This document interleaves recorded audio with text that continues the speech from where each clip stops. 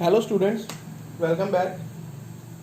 ਅੱਗੇ ਆਪਾਂ ਪਲੱਸ 1 ਚ ਸੈੱਟ ਦੀ ਪਹਿਲੀ ਐਕਸਰਸਾਈਜ਼ ਕਰ ਲਈ ਸੀ, ਹੈ ਨਾ। ਸੈੱਟ ਕੀ ਹੁੰਦੀ ਬੇਸਿਕ ਡੈਫੀਨੇਸ਼ਨ।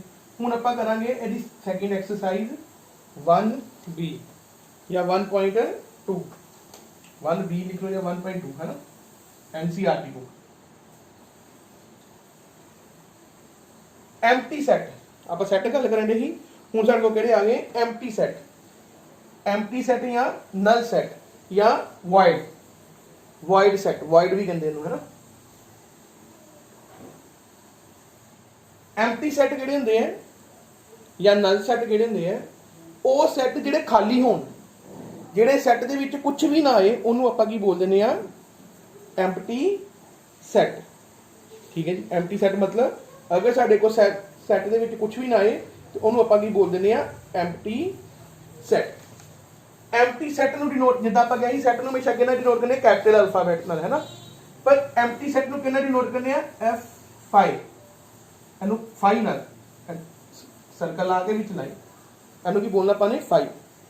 एम्प्टी सैट हमेशा किहनां डिनोट हुंदा 5 मतलब इदां ब्रैकेट दे विच खाली सैट। एम्प्टी सैट हमेशा कहने डिनोट होंदा है 5 नाल। की होंदा है जदों साडे को सैट दे विच कुछ भी ना आए, खाली बिल्कुल खाली, तो उन्होंने आपां की बोल देने एम्प्टी सैट। जिद्दां सैट आ गया ब्रैकेट विच कुछ भी नहीं है, इहनूं आपां की बोलता 5। ठीक है। दूसरी गल जां नल बोल दो, नल सैट या वॉइड सैट।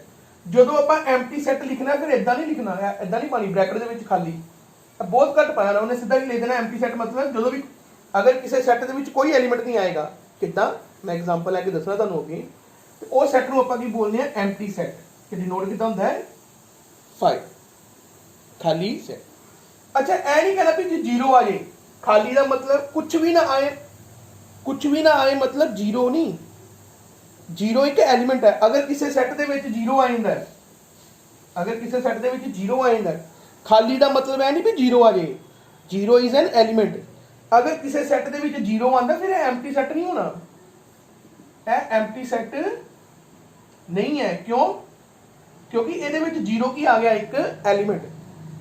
खाली का मतलब है नहीं भी जीरो है, सैट दे विच कुछ जीरो है, जीरो नहीं, खाली होए मतलब कुछ भी ना आए, जीरो भी ना आए, जीरो इज एन एलीमेंट। अगर जीरो आंदा तो यह नहीं कहना भी एम्प्टी सैट है, नहीं, एम्प्टी मतलब बिल्कुल खाली। दूसरी गल एम्प्टी सैट इदां नहीं लिखना, उन्हें सीधा लिख देना 5, इहनूं की लिख देना 5 PHI 5 एम्प्टी सैट। मैं एग्जांपल लेना तुहानूं, एग्जांपल लेने आपां एक,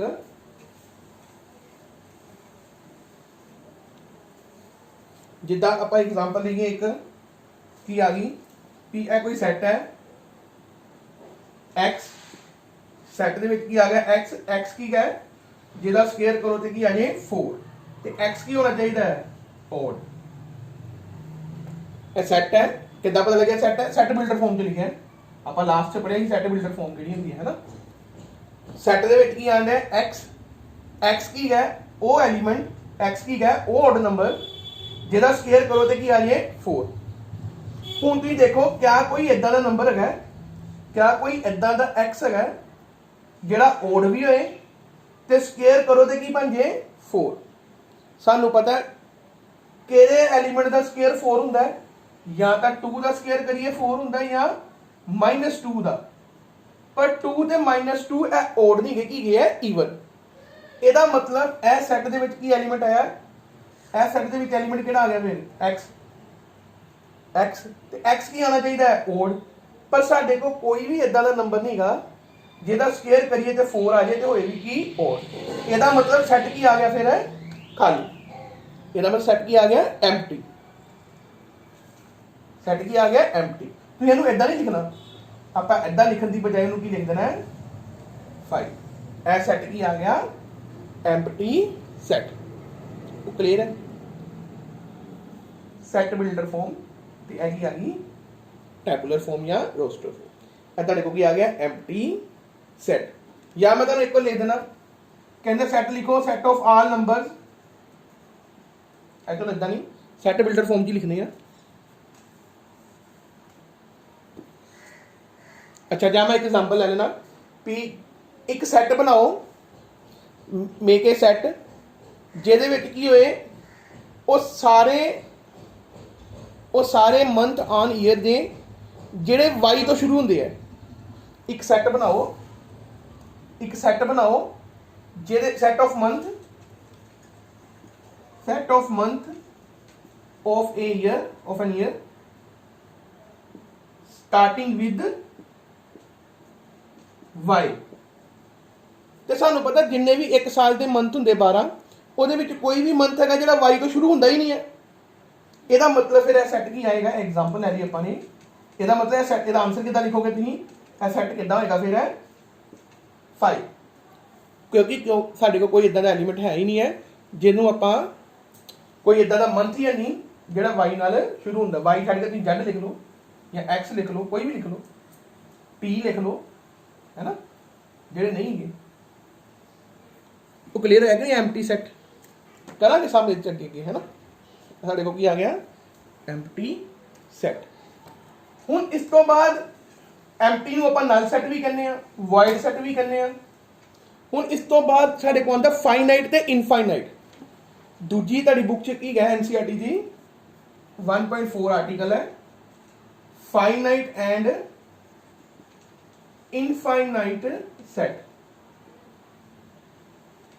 ਫਾਈਨਾਈਟ ਐਂਡ ਇਨਫਾਈਨਾਈਟ ਸੈੱਟ।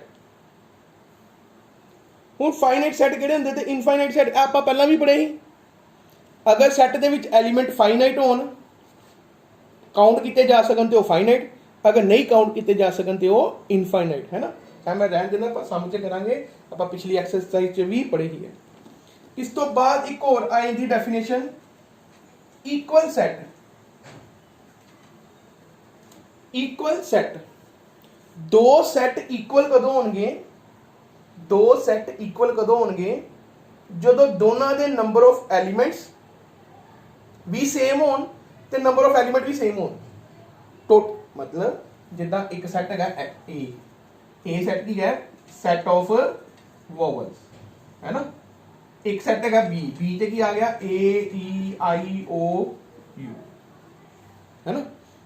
ਹੁਣ ਇਹਦੇ ਵਿੱਚ ਸੈੱਟ ਆਫ ਵੋਵਲਸ, ਇਹਦਾ ਮਤਲਬ ਵੀ ਇਹੀ ਹੈ A E I O U, ਇਹਦਾ ਮਤਲਬ ਵੀ ਕੀ ਹੈ A E I O U, ਦੋਨਾਂ ਦਾ ਸੈੱਟ ਕੀ ਆ ਗਿਆ ਸੇਮ, ਦੋਨੋਂ ਸੈੱਟ ਕੀ ਆ ਗਏ ਸੇਮ। ਇਹਦਾ ਮਤਲਬ ਕੀ ਆ ਗਿਆ, ਸੇਮ ਵੀ ਹੋਣ ਤੇ ਨੰਬਰ ਆਫ ਐਲੀਮੈਂਟ ਵੀ ਕੀ ਹੋਣ ਸੇਮ। ਜਿੱਦਾਂ ਇੱਥੇ ਕਿੰਨੇ ਐਲੀਮੈਂਟ ਹੈ 5, ਇੱਥੇ ਵੀ ਕਿੰਨੇ ਹੈ 5, ਹੈ ਨਾ।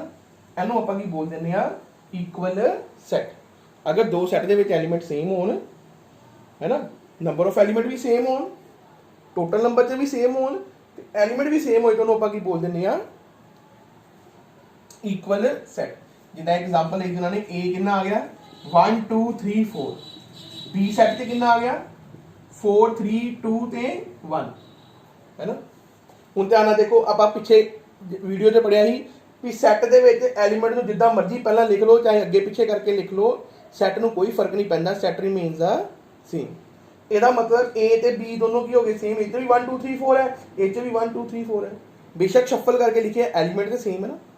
ਇਹ 'ਚ ਵੀ ਟੋਟਲ 4 ਐਲੀਮੈਂਟ ਹੈ, ਇਹ 'ਚ ਵੀ ਟੋਟਲ 4 ਐਲੀਮੈਂਟ ਹੈ, ਤੇ ਇਹਦਾ ਮਤਲਬ ਹੈ ਦੋਨੋਂ ਸੈੱਟ ਕੀ ਆ ਗਏ, ਇਕੁਅਲ ਸੈੱਟ।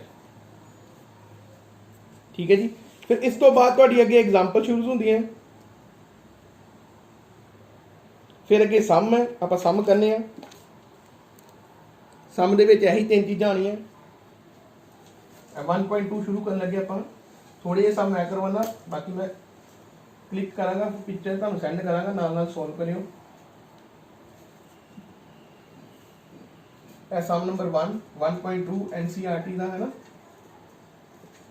ਕੁਝ ਬੱਚੇ ਬੁੱਕਸ ਦਾ ਪੁੱਛ ਰਹੇ, ਬੁੱਕ ਆਪਾਂ DR ਸ਼ਰਮਾ ਦੀ ਲਗਾਣੀ ਹੈ, ਉਹਨੇ ਕਵਰ ਪੇਜ ਉਹਨੇ ਥੋੜਾ ਜਿਹਾ ਚੇਂਜ ਕਰਤੇ ਦਾ, ਤੇ ਆਪਾਂ ਇਹਦੇ ਤੇ ਆਪਾਂ NCERT ਵੀ ਪੜ੍ਹਨੀ ਹੈ, ਤੇ ਜੇ ਹੋਰ ਜ਼ਿਆਦਾ ਪ੍ਰੈਕਟਿਸ ਕਰਨੀ ਹੈ ਤਾਂ ਤੁਸੀਂ DR ਸ਼ਰਮਾ ਦੀ ਬੁੱਕ ਲੈ ਲਿਓ, ਹੈ ਨਾ। DR ਸ਼ਰਮਾ 'ਚ ਪ੍ਰੈਕਟਿਸ ਵਾਸਤੇ ਤੁਹਾਨੂੰ ਬਹੁਤ ਸਾਰੇ ਸਮ ਮਿਲ ਜਾਣੇ ਹੈ।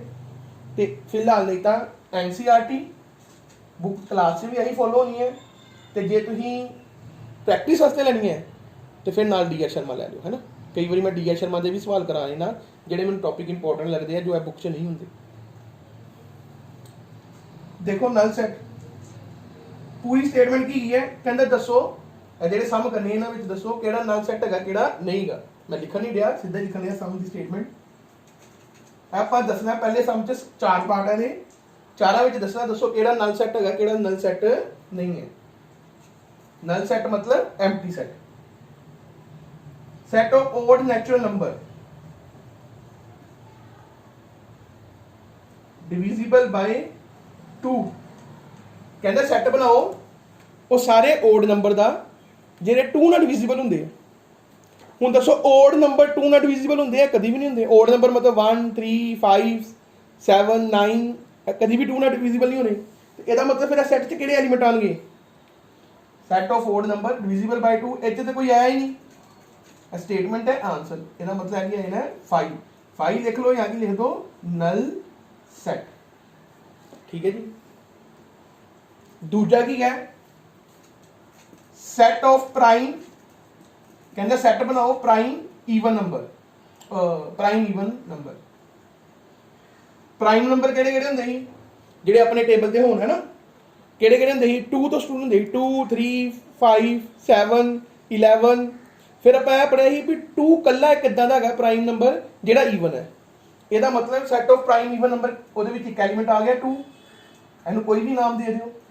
ਇਹਦਾ ਮਤਲਬ ਫਿਰ ਐਮਟੀ ਨਹੀਂ ਹੋਇਆ ਤੇ ਲਿਖ ਦੇਣਾ note A Nal set and Nal set ਨਹੀਂ ਹੈ ਕਿਉਂਕਿ ਸਟੇਟਮੈਂਟ ਉਹਨੇ ਐਮਟੀ ਸੈਟ ਨਹੀਂ ਕਿਹਾ ਨਲ ਸੈਟ ਕਿਹਾ ਇਸ ਕਰਕੇ ਮੈਂ ਨਲ ਸੈਟ ਲਿਖਾਂਗਾ ਤੇ ਜੇ ਐਮਟੀ ਕਿਹਾ ਹੁੰਦਾ ਤੇ ਫਿਰ ਨੋਟ ਏ ਐਮਟੀ ਸੈਟ। ਐਮਟੀ ਸੈਟ ਉਹੀ ਹੋਏਗਾ ਜਿਹਦੇ ਵਿੱਚ ਜਿਹੜਾ ਤੁਹਾਨੂੰ ਸੈੱਟ ਦਿੱਤਾ ਹੈ ਜਿੱਦਾਂ ਸੈੱਟ ਦਿੱਤੇ ਉਹਨੇ ਕਹਿੰਦਾ ਸੈੱਟ ਬਣਾਓ।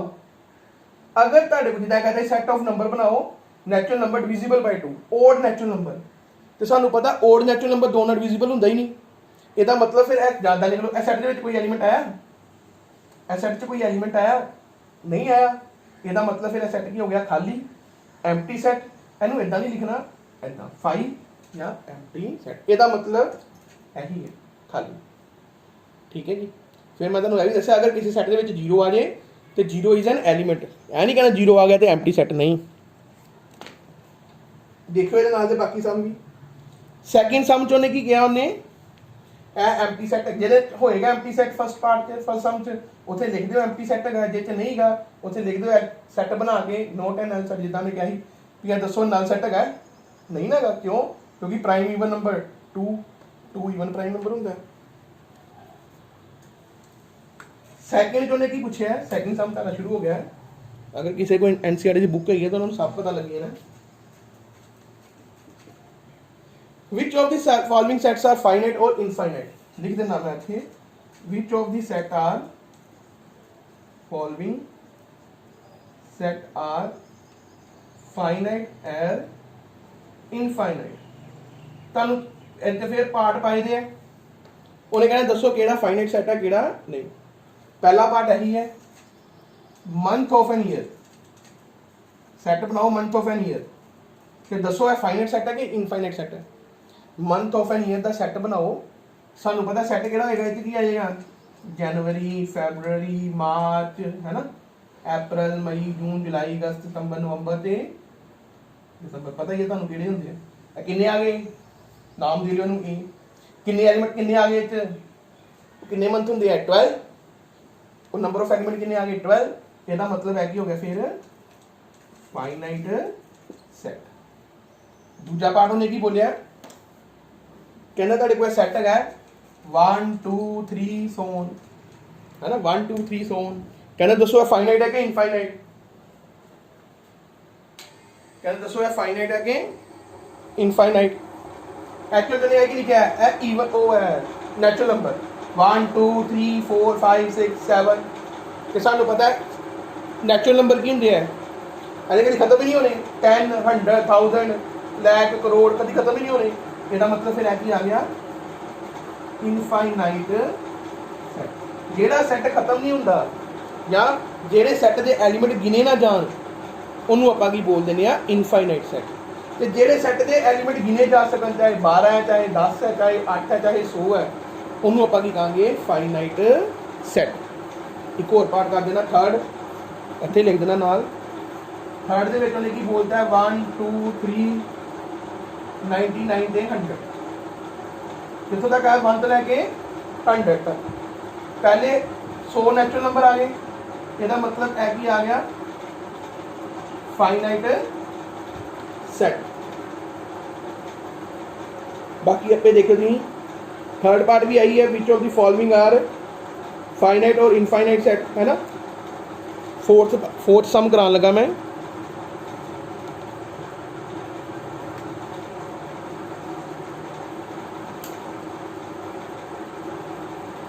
देखो ध्यान, फोर्थ कहना दसो whether A is equal to B और नॉट। कहना दसो ए ते बी इक्वल है कि नहीं गे। थले पार्ट है, तुम स्टेटमेंट है। ए इज इक्वल टू, सारी स्टेटमेंट निकल ना मैं, A is equal to A B C D ते B is equal to D C B A. हम ये पढ़िया ही जिदा ए भी टोटल एलिमेंट कितने हैं 4, ए भी कितने हैं 4। दूसरा एलिमेंट भी सेम है A B C, total number of element भी सेम है ते एलिमेंट भी सेम है, गिनती से भी 4 है, इधर भी 4 है, तो है भी सेम है। ਇਹਦਾ मतलब ਕੀ ਹੋ ਗਿਆ ਇੱਥੇ ਫਿਰ a is equal to b। Answer ਹੈ ਪਾਣਾ। ਉਹਨੇ ਇਹ ਕਿਹਾ ਵੀ ਦੱਸੋ a b ਦੇ ਇਕੁਅਲ ਹੈਗਾ ਕਿ ਨਹੀਂ ਹੈਗਾ। ਇਹ ਸਟੇਟਮੈਂਟ ਹੈ ਤੇ ਇਹ ਉਹਦਾ ਆਨਸਰ। ਸੈੱਟ ਬੜੇ ਸਿੰਪਲ ਜਿਹੇ ਹੈ। ਲਾਸਟ ਦੇ 2-3 ਐਕਸਰਸਾਈਜ਼ ਜਿਹੜੀਆਂ ਹੋਣੀਆਂ ਉਹ 'ਚ ਥੋੜਾ ਜਿਹਾ ਸਮ ਲੈਂਥੀ ਹੋਣੀ ਹੈ, ਤਾਂ ਫਟਾਫਟ ਹੀ ਦੇਖ ਲਓ। a ਸੈੱਟ ਕਿੰਨਾ ਹੈਗਾ 4 8 12 ਤੇ 16। b ਸੈੱਟ ਕਿੰਨਾ ਹੈਗਾ आ गया। ਹੁਣ ਦੱਸੋ a ਤੇ b ਇਕੁਅਲ ਹੈਗੇ ਆ। ਇਹ 'ਚ ਕਿੰਨੇ ਐਲੀਮੈਂਟ ਹੈ 4, ਇਹ 'ਚ ਵੀ 4 ਹੈ, ਪਰ ਇਹ 'ਚ 12 ਹੈਗਾ, ਇਹ 'ਚ 12 ਨਹੀਂ ਹੈ। ਇਹ 'ਚ ਕਿਹੜਾ ਆ ਗਿਆ 18। ਇਹਦਾ ਮਤਲਬ a is not equal to a ਤੇ b ਇਕੁਅਲ ਨਹੀਂ ਹੈ। ਉਹ ਠੀਕ ਹੈ ਜੀ। ਇੱਕ ਇਕੁਅਲ ਸੈੱਟ ਹੁੰਦੇ ਆ, ਇੱਕ ਇਕੁਇਵਲੈਂਟ ਸੈੱਟ ਹੁੰਦੇ ਆ, ਹੈ ਨਾ। ਅੱਛਾ ਦੇਖਣਾ ਤੇਰੀ ਬੁੱਕ 'ਚ ਨਹੀਂਗਾ। इक्वल सैट होंगे, एक इक्विवेलेंट सैट होंगे। ए इज इक्वल टू, इक्वल मतलब है टोटल नंबर ऑफ एलिमेंट भी सेम होन ते नंबर ऑफ एलिमेंट भी सेम होन ते उनकी वैल्यू भी सेम होए। जिदा ये टोटल कितने आ गए 4, एच भी कितने हैं 4, पर एलिमेंट वक्खो वक्ख है। एच कितना आ गया 12 ते एच कितना आ गया 18। ਇਹਦਾ मतलब फिर है इक्वल सैट नहीं। A is not equal to B, है ना। इंग्लिश में लिखना चाहिए था, मैथमेटिकल लिखना। अच्छा इक्विवेलेंट सैट किहड़े हुंदे आ ये देखना। इक्विवेलेंट सैट उदों हुंदे आ जदों, इक्विवेलेंट सैट उदों हुंदे आ जदों साडे कोल total number of element same हो। ऑर्डर बोलते हैं ऑर्डर ऑफ ए सैट। एक चीज़ आपां करांगे अगे जाके आएगी शायद, चलो मैं तुहानूं दस ही देना इत्थे। चलो इक्विवेलेंट सैट आप पहले सम कर लिए, फिर मैं तुहानूं दसना, फिर इस तो पहले मैंने ऑर्डर ऑफ सैट समझाना पैना। इक्विवेलेंट सैट किहड़े हुंदे हैं जिदा ए च कितने एलिमेंट है 4, ए च भी कितने हैं 4। फिर आपां यह देखना कि ए च नंबर ऑफ एलिमेंट्स ए च ते नंबर ऑफ एलिमेंट्स बी च। अगर दोनों के नंबर ऑफ एलिमेंट सेम होन काउंटिंग च, कल्ला कल्ला एलिमेंट नहीं चेक करना। जिदा ए च 4 है, ए च भी कितने हैं 4, चाहे जिहड़े मर्जी होन। ਉਹਨੂੰ ਆਪਾਂ ਕੀ ਬੋਲ ਦਿੰਦੇ ਆ ਇਹ a ਕੀ ਹੈਗਾ ਇਕੁਇਵਲੈਂਸ। ਇਕੁਇਵਲੈਂਸ ਦਾ ਸਾਈਨ ਹੈ ਹੁੰਦਾ a b ਦੇ ਇਕੁਇਵਲੈਂਸ ਹੈਗਾ, ਪਰ a b ਦੇ ਇਕੁਅਲ ਨਹੀਂ ਹੈ। ਇੱਕ ਹੋਰ ਐਗਜ਼ਾਮਪਲ ਦਿੰਦਾ ਮੈਂ ਇਕੁਇਵਲੈਂਸ ਸੈਟ ਦੀ। ਜਿੱਦਾਂ a ਦੇ ਵਿੱਚ ਕਿੰਨਾ ਆ ਗਿਆ 1 2 3 4, b ਦੇ ਵਿੱਚ ਕਿੰਨਾ ਆ ਗਿਆ a b c ਤੇ b। a ਚ ਕਿੰਨੇ ਐਲੀਮੈਂਟ ਹੈ 4, a ਚ ਕਿੰਨੇ ਐਲੀਮੈਂਟ ਹੈ 4। a b ਦੇ ਇਕੁਇਵਲੈਂਸ ਹੋਏਗਾ, ए बी दे इक्विवेलेंस होएगा, पर ए बी दे इक्वल कभी नहीं होएगा। ए च 1 2 3 4 है, उस ए बी सी है ना। ताड़ी एनसीईआरटी दा लिखे दा इक्वल ते नॉट इक्वल, एक है भी हुंदा इक्विवेलेंस है, पर आप फिलहाल इक्वल सेट ते ही रहिए, है ना। देखोगे बाकी करियो, देखियो पार्ट दे। एक मैं फिफ्थ करवाना।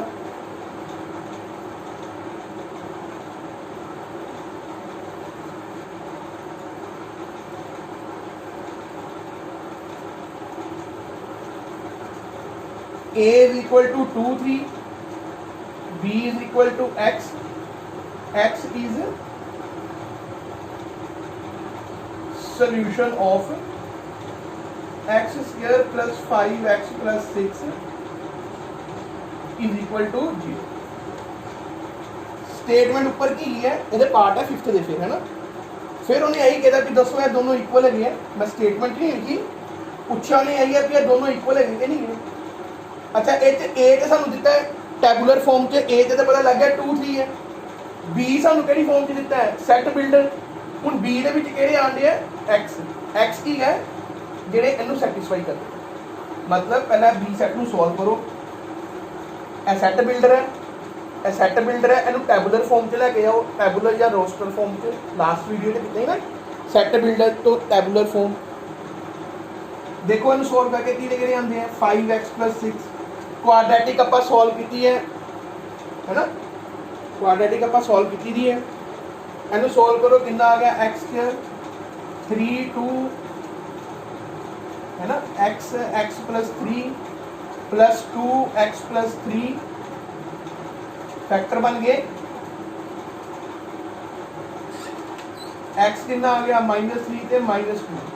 ਇਹਦਾ मतलब b सेट के ਕਿਹੜੇ एलिमेंट आएंगे ए सेट बिल्डर फॉर्म ही ए टैबुलर फॉर्म च लिखता -3 ते -2।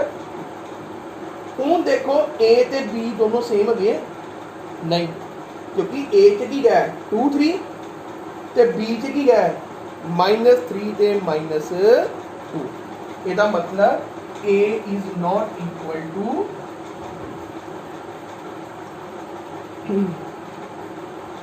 बाकी 6 सम रह गया एक। तो देखियो बड़ा सिंपल है, तुहानू बड़े सारे सैट दिते हैं है ना। 6 सम करो ट्राई, बड़ा सिंपल जहा सम है। उन्हें कहना तुहानू 8 सैट दिते हैं, उन्हें कहना दसो सारे विचों इक्वल केड़ा। ठीक है चलो भाई ट्राई कर लेते हैं फटाफट 2 मिनट है ना। सम नंबर 6 ए कितना आ गया 2 4 8 12। बी कितना आ गया 1 2 3 4। सी कितना आ गया 4 8 12 14। डी कितना आ गया स्टेटमेंट है सारी। ई कितना आ गया मैं तुम क्लिक करके नाल ही पा दूंगा, तुम स्टेटमेंट भी देख लो तो ना वीडियो भी देख लो।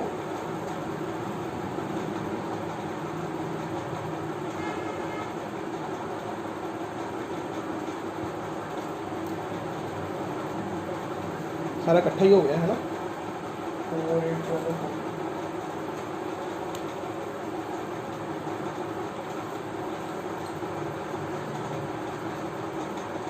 थोड़ा गैप आ गया, पता लग गया डी है, ए सेट ई है, ए एफ है, ए जी है, एक और सेट है एच। तुहानू अलग अलग सेट दिते हैं है ना।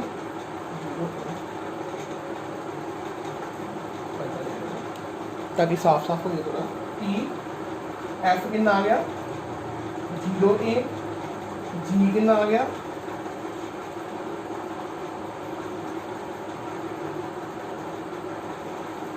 पूछा कि उन्हें स्टेटमेंट कहना दसो इन्हां सारे सैटां विचों किहड़े सैट इक्वल है।